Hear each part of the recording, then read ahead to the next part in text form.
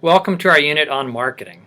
First, let me caution you. This may look on the surface like an overwhelming amount of material, but we're going to break it down into fairly digestible parts pretty quickly. When we talk about marketing, we often think of the 4 Ps, the idea of product, pricing, place, or distribution, and logistics. And then the 4th P is promotion. Many people assume marketing really is all around advertising, which goes in the promotional piece, but we kind of want to expand our definition of what marketing is. As we look at the product component, we're going to look at how products are created, the product life cycle, how do you extend products, consumer decision-making process as to what products we need.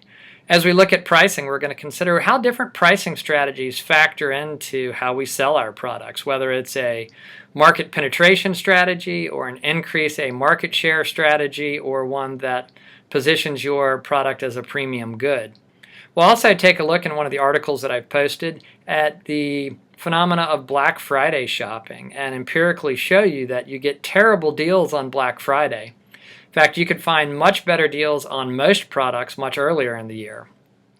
As we move into the place or distribution part of our discussion, we want to look at how products are delivered.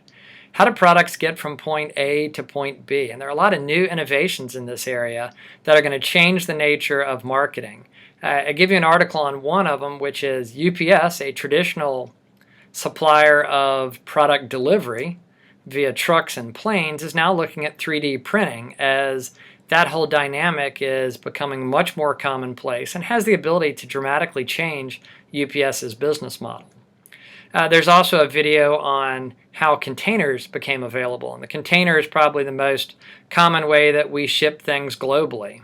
Huge cargo ships going from China to the United States and back. When we look at promotion, we're going to talk about a number of different areas.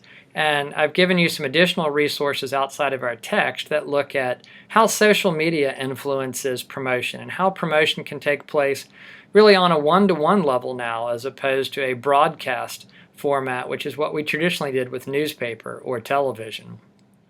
And then tying it all together is a section called the art and science of marketing. And it really looks at kind of how all these pieces fit together.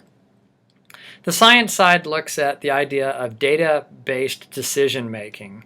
And I give you an example in one of the articles about how Starbucks is using data from Foursquare to determine where to put their next store.